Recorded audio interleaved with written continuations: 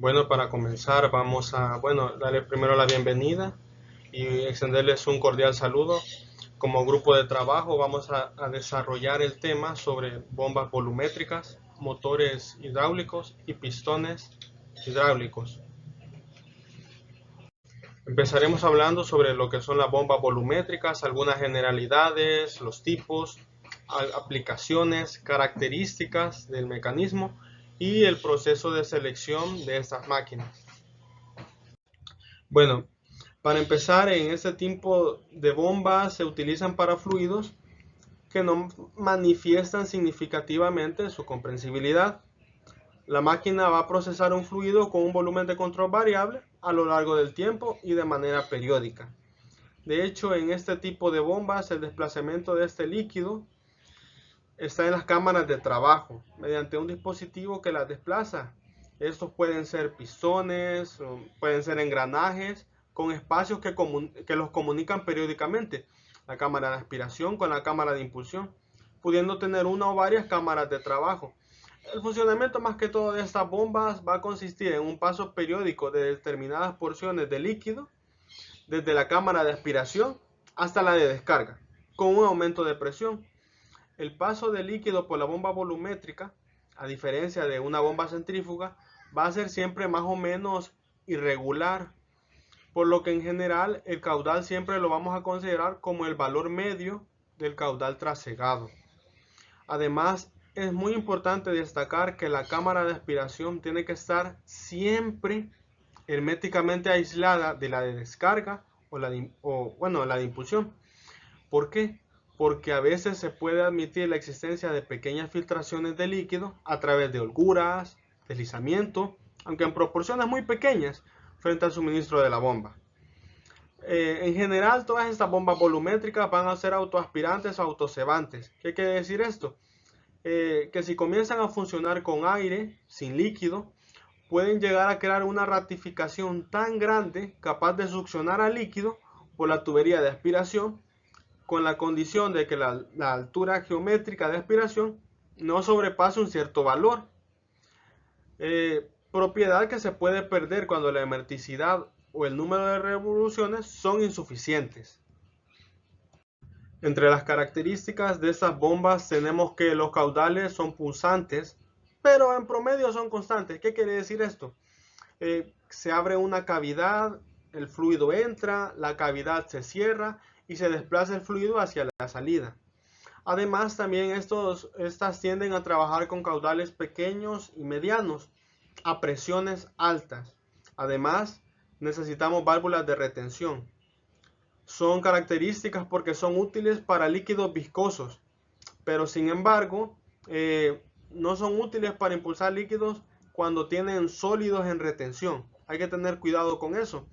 Además, debemos también considerar que tienen más piezas que son susceptibles al desgaste y a averiarse que las bombas centrífugas. Y además son poco apropiadas a velocidades de giro. La clasificación. Entre la clasificación tenemos las rotativas, entre ellas están las bombas de émbolos. En estas, el líquido es desalojado desde la cámara de trabajo por el movimiento alternativo de un pistón accionado por un mecanismo vía la manivela. También se pueden utilizar otros mecanismos como levas, excéntricas, entre otros. En estas bombas, las más usuales, existen válvulas de aspiración y de impulsión que regulan el movimiento del líquido a través de las cámaras de trabajo. Entonces, mientras estas se van llenando, la válvula de aspiración va a permanecer abierta, pero la de impulsión cerrada. Entonces, ¿qué sucede? Se está invirtiendo la posición de la válvula durante el desalojo o la impulsión del líquido. Estas válvulas solo se abren por la acción del gradiente de presiones y se van a cerrar por su propio peso o por la acción de algún mecanismo con muelle. Entonces, según el número de cámaras de trabajo, se dividen con bombas de simple efecto y de doble efecto. También tenemos la de pistones. Estos trabajan a bajos caudales y a grandes presiones. Requieren válvulas y más que todo se utilizan para líquidos limpios. Estas funcionan según el principio de un pistón moviéndose de forma alternativa dentro de un orificio aspirando o succionando al retraerse el pistón dentro de la cavidad, expulsando el fluido al pistón e irse introduciendo nuevamente dentro de la cavidad. Estas se utilizan por su alto rendimiento, de hecho llegan a tener eficiencias volumétricas de 95 hasta el 98%. ¿Por qué? Porque tienen tolerancias tan ajustadas que las hace más sensibles a la contaminación que pueda presentar el sistema hidráulico. En la siguiente clasificación tenemos las alternativas. Entre estas tenemos las bombas de engranajes. Estas se utilizan más que todo para líquidos viscosos, estos pueden ser aceites, gasóleos y trabajan normalmente a presiones de hasta 150 bares. Esta bomba consiste en dos ruedas dentadas iguales, ajustados en el cuerpo de la bomba o un estator. El rotor va a ser la rueda conductora, mientras que el órgano móvil o el elemento que se va a estar desplazando va a ser la conducida. Como el espacio entre elementos y la carcasa va a ser muy pequeño, el material que es bombeado va a actuar como un agente lubricante. Entonces la bomba nunca va a girar en seco. Estas no son diseñadas para transportar sólidos y por regla general tienen que llevar filtros en la línea de succión. Estas normalmente se accionan por motor eléctrico y giran a una velocidad así algo elevada. En la cavidad de aspiración, el líquido se va a llenar los espacios entre los dientes de ambas ruedas dentadas. Entonces, luego estos volúmenes quedan como aislados. Se desplazan por unos arcos en la circunferencia, en la parte de descarga de la bomba. Entonces, al engranar los dientes entre sí, cada uno de ellos entra en el que le corresponde, desalojando al mismo tiempo el líquido contenido en el mismo. Y como el volumen del hueco es mayor que el del diente que se va a quedar engranado, entonces una cierta porción de líquido va a retornar a la cavidad de aspiración. Ahora bien, también tenemos las bombas de tornillo. Estas de la misma forma se utilizan más que todo para líquidos viscosos y trabajan a presiones de 200 bares. Estas bombas se considera una bomba helicoidal, pueden ser de 1 o 3 tornillos, los cuales el central siempre va a ser el conductor. Y por ejemplo, para una de 3, los dos laterales van a ser los conducidos, para asegurar un cierre hermético en las cámaras de trabajo. En el tornillo conductor este perfil va a ser convexo, mientras que en los conducidos va a ser cóncavo. Generalmente la rosca va a ser de 2 entradas y la relación del engrane del tornillo conductor a los conducidos siempre es igual a la unidad. Entre las aplicaciones de estas bombas tenemos la transferencia de fluidos, más que todo esto en los entornos industriales, que cuentan con instalaciones de grandes extensiones. Por ejemplo, en una industria agroalimentaria se hace necesario el transporte de la pulpa de la fruta, entonces se requieren de mecanismos de grandes potencias. Así también para mover aguas residuales. Claro, las bombas de agua se utilizan para el suministro de agua potable regularmente, pero también cumplen una función fundamental en los circuitos de aguas residuales.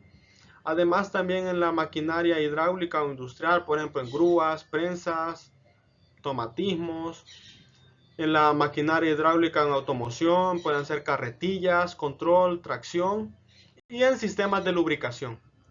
En lo que respecta a la selección de las bombas volumétricas, tenemos que tener ciertos criterios a la hora de saber cuál nos conviene más.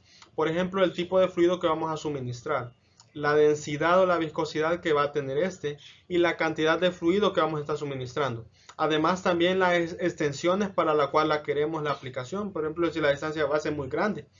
Y además, la presión del fluido que va a ser necesaria por el tipo de uso que se le va a dar.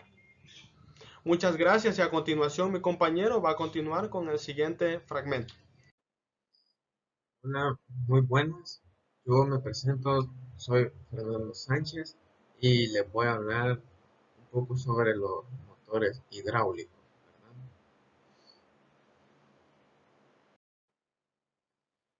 Ahora, como breve introducción, ¿qué es un motor hidráulico? Se pueden destacar tres puntos importantes, que es el actuador, trabajo mecánico y velocidad. Pero, ¿qué es cada cosa? Bueno, el actuador que convierte la presión hidráulica y flujo en un par de torsión y un desplazamiento angular, es decir, una rotación o giro. Y el motor hidráulico realiza un trabajo mecánico en forma de movimiento giratorio, ejerciendo una fuerza en el eje de salida. Su funcionamiento es pues inverso al de las bombas hidráulicas, ¿verdad? Y el de la velocidad se emplea sobre todo porque entrega un par grande de velocidad de giro pequeñas en comparación con los motores eléctricos. Y ahí en esa pequeña animación de ese GIF es un drenaje de un motor o bomba hidráulico.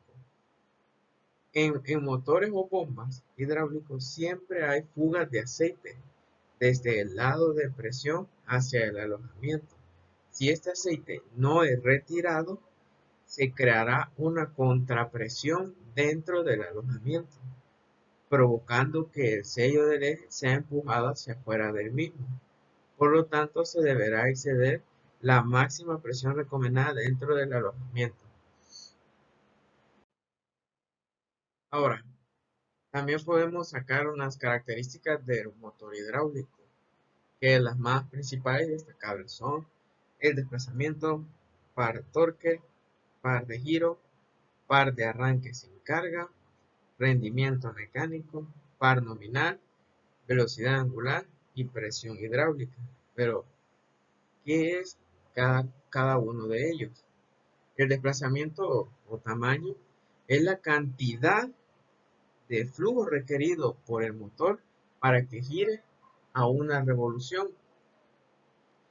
Y par torque se define como un esfuerzo giratorio o de torsión. No se requiere movimiento para tener un par.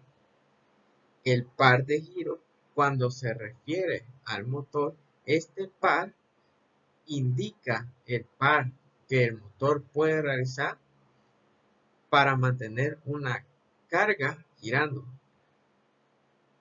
Y el par de arranque sin carga indica el valor del par que el motor puede desarrollar para empezar a mover una carga. El rendimiento mecánico, o también dicho como eficiencia mecánica, es la relación entre el par real del motor y el par teórico. El par nominal es la relación entre el par desarrollado por el motor y la presión suministrada. Y la velocidad angular, la velocidad del motor, depende de su desplazamiento y del volumen de fluido que se le entrega. Y la presión hidráulica, la presión necesaria para el funcionamiento de un motor hidráulico depende del par y del desplazamiento. Ahora, como actualmente estamos viendo lo de el programa FluidSim, he sacado alguna simbología representativa, ¿verdad? Que es uno, el motor hidráulico de caudal fijo, el motor hidráulico bidireccional y el motor hidráulico bidireccional de caudal variable. Las simbologías son representadas siempre en un círculo, y dentro de ese círculo hay triángulos sombreados que tienen que estar apuntando a su interior, que eso quiere decir que el fluido está ingresando al dispositivo. Y podemos ver una flecha que eso está indicando que ese es el eje. Ahora, si tiene dos triángulos sombreados en su interior, quiere decir bidireccional en ambas direcciones. La línea punteada se puede ver que representa el drenaje. Y en el motor bidireccional de caudal variable, con una flecha cruzada, quiere decir pues que el caudal es variable, ¿verdad? Y siempre con su línea punteada de que es el drenaje. Ahora, en tipos de motores hidráulicos, igual que en las bombas, siempre hay tres representaciones más importantes, que son el motor de engranaje, el motor de paleta y el motor de pistones. Solo que en el motor de pistones destacan dos, que es el radial y el axial.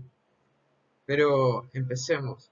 El motor de engranaje, por lo general, consta de dos engranajes que trabajan dentro de una cavidad sellada. La presión actúa sobre la superficie de los dientes de uno de los engranajes, generando un torque en el eje de salida, que es también el eje de uno de los engranes. Los motores de engranaje son los más usados en los motores hidráulicos. El motor de engranaje es muy simple, fiable, relativamente barato y menos sensible a la suciedad. El motor de paletas. En estos motores, la presión de aceite actúa sobre las paletas que se encuentran fuera del rotor, generando una fuerza que se traduce en un torque en el eje del rotor, que es el mismo del motor. Tiene un buen comportamiento a bajas velocidades, alcanza hasta 1500 revoluciones por minuto. Mantiene un giro uniforme y continuo, y además son silenciosos. Eso es una ventaja, son silenciosos. Ahora, los motores de pistones axiales. Los pistones van dispuestos en la dirección del eje del motor.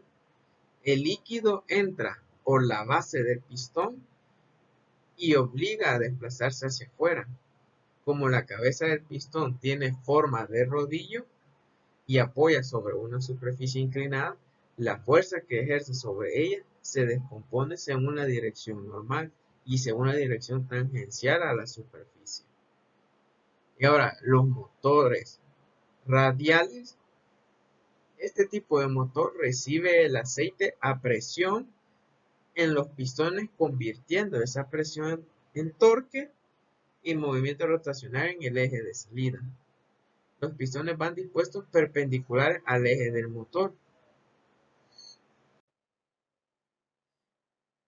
Ahora, para seleccionar un motor hidráulico, se tiene 4 presentes cualidades, ¿verdad?, o atributos que se tiene que tomar en cuenta. Es el flujo, la presión, velocidad y el torque. Y ahorita, hablando un poco, el flujo. ¿Por qué el flujo? Porque el aceite hidráulico debe de salir después de inyectarse en el motor. De lo contrario, el aceite hidráulico se acumula en el motor, lo que provocará una explosión. En teoría, el caudal de aceite hidráulico inyectado en el motor y el caudal de salida del motor hidráulico son iguales. Tiene que ser igual tanto en la entrada y en la salida. Por eso el flujo es un punto muy importante en la selección del motor hidráulico. Y ahora, en la presión, es que después de inyectar el aceite hidráulico, el motor debe ser impulsado para girar, porque el aceite hidráulico debe tener una cierta presión, es decir, se necesita una fuerza para impulsar el motor hidráulico a girar. Esta fuerza impulsora es la presión. Su unidad es lo más común, el megapascal. Esta es una unidad de presión, pero la presión generalmente se llama presión hidráulica. La presión del motor hidráulico está determinada por la carga, no generada por el motor. Y ahora, en la velocidad, ¿qué podemos decir de la velocidad? La velocidad de rotación de un motor hidráulico es un parámetro que mide la velocidad del eje de salida del motor y generalmente es determinada por el cliente de acuerdo con la velocidad de operación del equipo. La clasificación de los motores hidráulicos se define según la velocidad de rotación. Por eso es muy importante que se divide en motores de alta velocidad y motores de baja velocidad. Eso es de tenerlo muy en cuenta. Y por último, el torque. ¿Por qué el torque? Porque el eje de salida del motor impulsa las piezas mecánicas para girar. Por lo tanto, el motor debe tener una cierta fuerza motriz para impulsar las partes mecánicas. ¿cuál es el parámetro para medir la fuerza motriz? El torque, que la unidad son newton metros, y es la fuerza que actúa sobre el brazo de cierta longitud. Ahora, ya teniendo en cuenta estos puntos, la potencia del aceite en la entrada y la salida como son iguales, entonces tan solo con tener 3 de estos parámetros se puede encontrar el tamaño de otro, ¿verdad?, parámetro.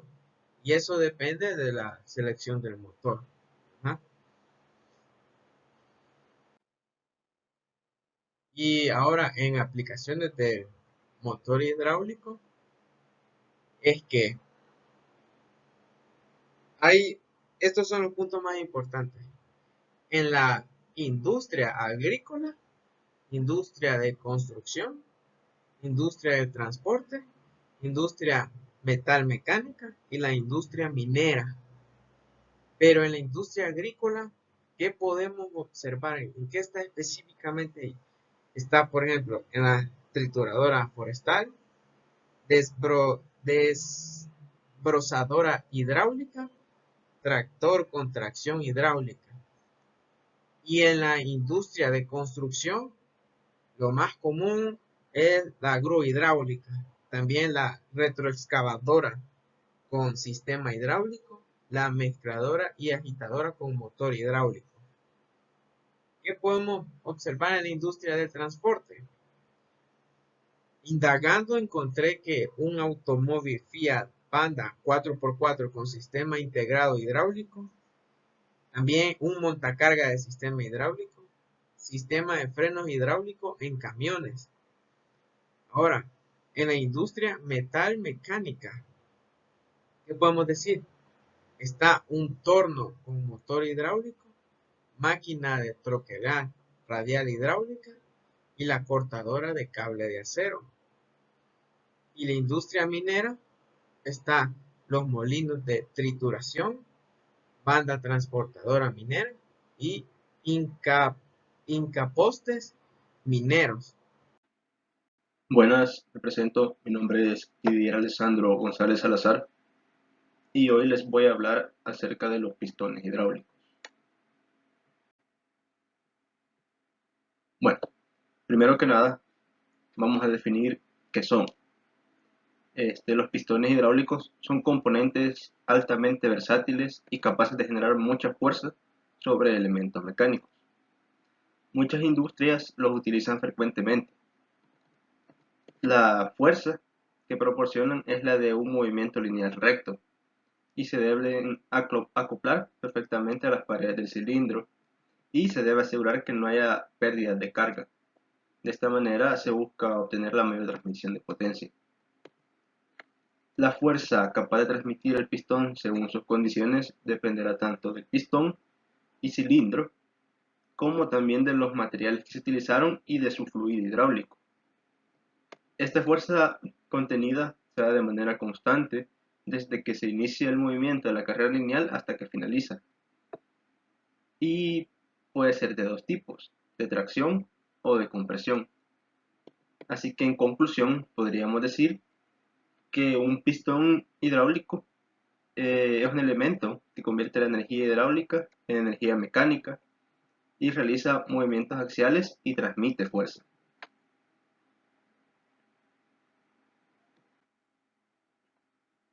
¿Cómo funcionan los pistones hidráulicos? El cilindro del cañón está cerrado por ambos extremos. Un extremo está en la parte inferior y el otro extremo, donde se inserta el pistón, tiene un orificio para la salida del vástago. El pistón se divide en dos compartimientos en el interior del cilindro hidráulico: la parte inferior de la cámara y la cavidad del vástago. Aplicando, ¿verdad?, la presión hidráulica, se puede producir un movimiento lineal, así como podemos ver en el GIF.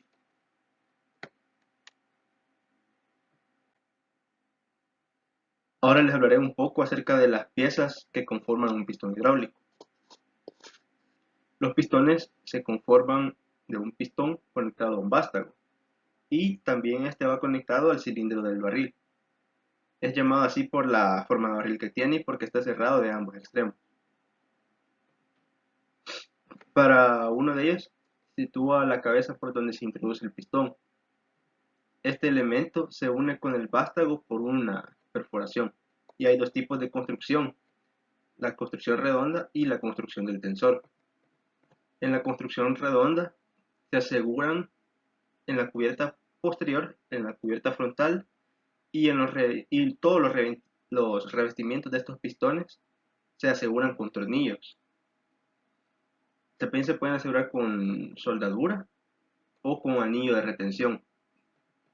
Además, la cubierta frontal y la contraportada son redondas, por eso es que se llama de construcción redonda.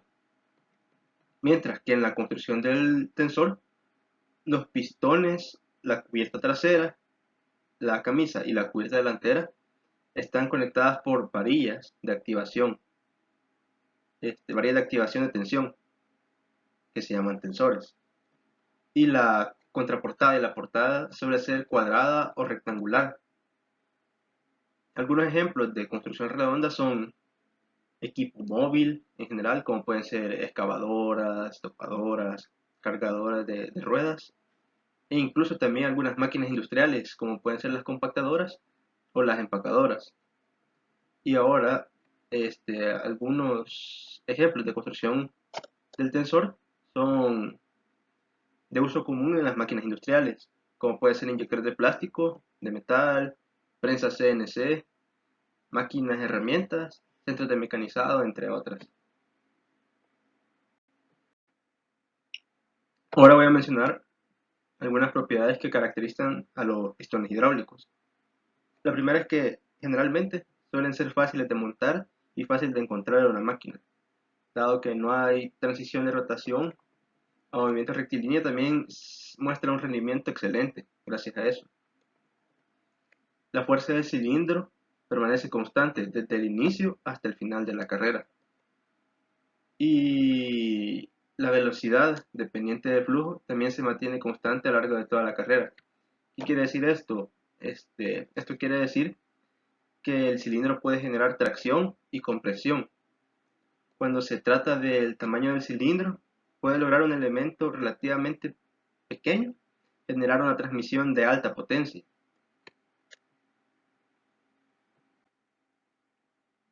Ahora que ya describimos los pistones hidráulicos y dimos todas sus características, voy a explicar los diversos tipos de pistones que existen y sus usos más comunes, empezando por el pistón hidráulico de simple efecto. Este tipo de pistón transmite fuerza por tracción o compresión según la aplicación. Y también algunos pistones que son de simple efecto, podemos mencionar que son los pistones sin vástago, unos que se llaman sin pistón de guía, con pistón de guía, que estos sirven para presionar o levantar. También tenemos los que se llaman pistón con resorte de recuperación interno o externo, que estos sirven para trabajos de comprensión y de tensión. Y también tenemos por último el conocido como vástago con pistón, al que se le da la función de ascensor, como por ejemplo una carretilla elevadora. Otro tipo de pistón que es bastante común es el pistón hidráulico de doble efecto. Este pistón transmite tracción y compresión en ambos sentidos de la carrera. Algunos pistones de doble efecto son el pistón diferencial, uno que se llama doble vástago, telescópico, pistón paralelo y el pistón de velocidad simple y doble efecto. Otros pistones que son muy importantes son los pistones buzo y los telescópicos. El pistón buzo es un tipo de cilindro que solo tiene una cámara. Funciona como uno de simple efecto, por eso mismo. Y retorna normalmente por la gravedad o al actuar sobre algún elemento mecánico, como por ejemplo puede ser una palanca o cualquier otro. Suelen ser de este tipo los gatos elevadores. Y tenemos el pistón telescópico, que es un tipo de cilindro hidráulico que puede ser simple o doble efecto, y que su principal característica es que se expande y se contrae por medio de vástagos, que estos van por tramos y uno está dentro del otro. Estos son bastante útiles cuando se necesita un gran recorrido en comparación con el tamaño del cilindro.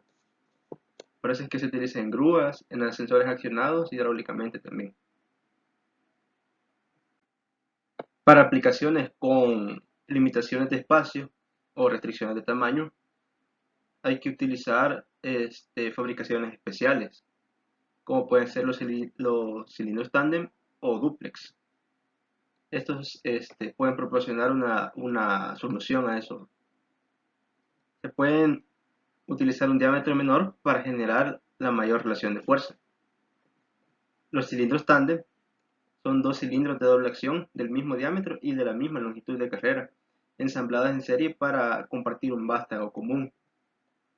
A estos se les suministra aire a los puertos de cada uno de los cilindros y debido que actúa sobre ambos pistones produce cerca del doble de fuerza de empuje en un solo cilindro.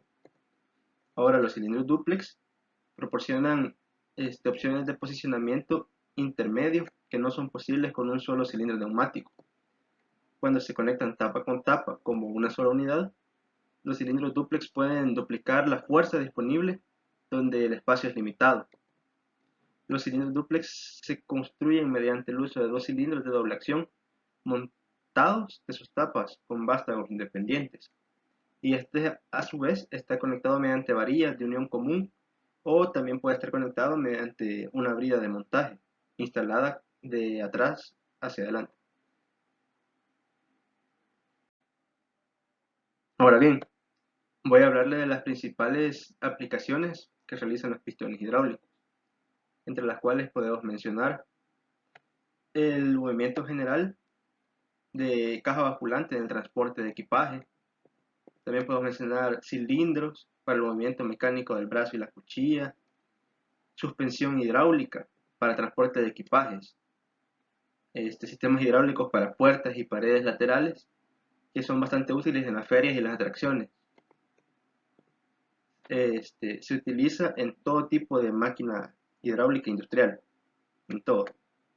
También para movimiento automático de paneles solares, equipo de elevación de contenedores en la vía pública también. Por lo general se utilizan en la fabricación de todo tipo de gatos, especialmente elementos de trabajo para el transporte de carga. Otras aplicaciones de los cilindros dentro de la industria están en el mecanizado de chapas, transporte de materiales, dispositivos de sujeción, accionamiento de motor neumático en herramientas, construcción de maquinaria, entre otras. Ahora bien, la selección. Conocer todos estos datos que he mencionado nos ayudará a la hora de elegir un cilindro hidráulico. Para ello, tenemos que preguntarnos cómo elegir el cilindro hidráulico adecuado para cada aplicación. Para responder a esta pregunta es necesario tener en cuenta ciertos factores. En una aplicación que involucre cilindros hidráulicos es importante considerar las condiciones de operación. Los cilindros se tienen que adaptar a las aplicaciones específicas, por lo que es vital conocer la cantidad de presión, la fuerza ejercida, los requisitos de los espacios, aunque estos ya vienen en cada diseño de las máquinas. También a la hora de llevar a cabo un trabajo que requiere el uso de cilindros, tenemos que ver si los mismos son capaces de soportar temperaturas extremas altas o bajas, o por ejemplo, manejar problemas relacionados con la humedad o el agua salada. También es importante el tipo de metal que se utilice para la culata, la base, el rodamiento u otra parte, ya que se puede marcar una diferencia que mejore el rendimiento de las tareas industriales complejas. También hay que tener en cuenta con las posibles caídas que pueda tener y la sobrepresión que pueda afectar a los materiales y el funcionamiento de los cilindros. De igual manera, también debemos saber perfectamente cuál será el uso y el fin del mismo, es decir, qué aplicación le daremos para un trabajo concreto. Con todos estos datos podemos establecer qué tipo de cilindro es el que nos interesa para las aplicaciones o para el trabajo requerido. Y eso ha sido todo. Muchas gracias por su atención.